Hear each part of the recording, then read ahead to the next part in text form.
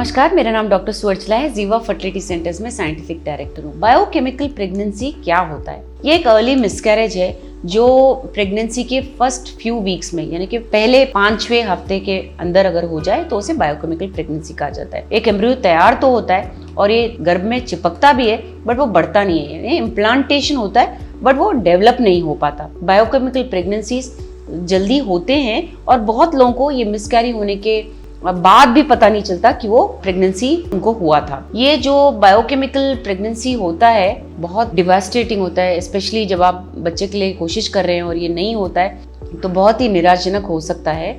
लेकिन biochemical pregnancy होने का मतलब ये नहीं है कि आप दोबारा प्रेग्नेंट नहीं हो सकते हैं। बहुत लोग जो अर्ली मिसकैरेजेस का शिकार हुए हैं वो सक्सेसफुल प्रेगनेंसी अवश्य पा सकते हैं। तो बायोकेमिकल प्रेगनेंसी या केमिकल प्रेगनेंसी और क्लिनिकल प्रेगनेंसी में अंतर क्या है? केमिकल प्रेगनेंसी आपको लगता होगा कि क्या है, ये क्या नाम हुआ, बट केमिकल है क्योंकि ऐसे कुछ केमिकल्स प्रोड्यूस हो रहे हैं जो आपके प्रेगनेंसी के बारे में बता रहे हैं। और ये एक पॉजिटिव तरह से लीजिए क्योंकि ये जो हार्मोन्स प्रोड्यूस हो रहे हैं, जो केमिकल्स प्रोड्यूस हो रहे हैं, ये हमें आपके पॉजिटिव रिजल्ट के बारे में बता रहे हैं। यानी कि आप प्रेगनेंसी टेस्ट जब लेते हो तो पॉजिटिव टेस्ट इन केमिकल्स की वजह से आ रहा होता है। तो पहले 5वें हफ्ते में जो ये एम्ब्रियो चिपक रहा होता है, एक ऐसा हार्मोन प्रोड्यूस कर रहा होता है जिसका नाम है ह्यूमन कोरियोनिक गोनाडोट्रोपिक हार्मोन। सो जब आप प्रेग्नेंट होते हैं तो ये HCG लेवल्स बढ़ रहे होते हैं, लेकिन ये बहुत अर्ली स्टेज है, इसलिए जो बेबी बढ़ रहा है ये अल्ट्रासाउंड में या स्कैन में देखा नहीं जा सकता। ये अर्ली प्रेगनेंसी लॉस में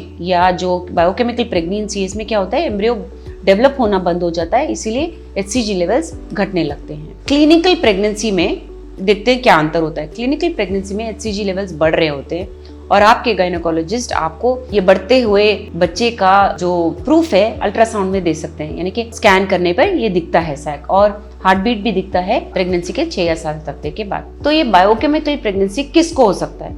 जो कोई भी प्रेग्नेंट हो सकती है महिला, उसे बायोकेमिकल प्रेगनेंसी हो सकता है। लेकिन कुछ ऐसे इंडिकेशंस होते हैं जिसमें बायोकेमिकल प्रेगनेंसी ज़्यादा होने के चांसेस होते हैं।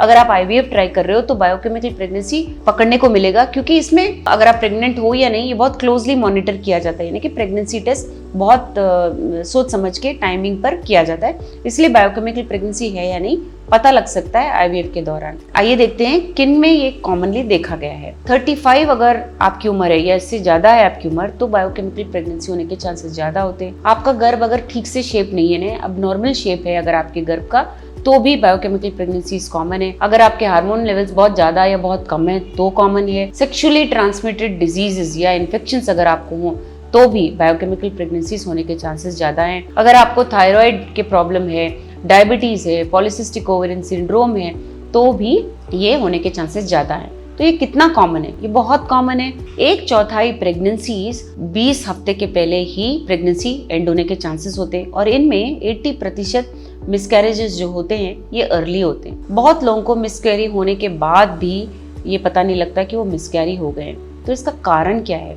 कारण ये होता है कि जब एम्ब्रियो बनता है और चिपकता है, HCG हार्मोन प्रोड्यूस करता है और ये बहुत आवश्यक होता है उसके ग्रोथ के लिए। ये वो हार्मोन है जिससे आप प्रेग्नेंट हो या नहीं भी पता लगता है। जब ये एम्ब्रियो नहीं बढ़ रहा होता है तब HCG प्रोड्यूस नहीं होता है, जिसके कारण ये अबॉर्शन या मिसकैरी होने के चांसेस बहुत ज्यादा होता है। इसके एग्जैक्ट रीजंस अभी पता नहीं है, ये एग्जैक्टली क्यों होता है, एम्ब्रियो क्यों बढ़ना रुक जाता है, ये अभी तक पता नहीं है। बट ये हो सकता है कि एम्ब्रियो इसलिए नहीं बढ़ता है क्योंकि उसमें कोई जेनेटिक प्रॉब्लम है, उसके DNA में कोई प्रॉब्लम है जिसकी वजह से वो बढ़ नहीं पा रहा है। ये जो एम्ब्रियो है वो इम्प्लांट नहीं हो पाता यूट्रस लाइनिंग में, जिसकी वजह से वो ग्रो नहीं होता। इसकी वजह से आपके हार्मोन लेवल्स कम होते हैं और प्रेगनेंसी टेस्ट अगर आप रिपीट करें तो नेगेटिव हो सकता है।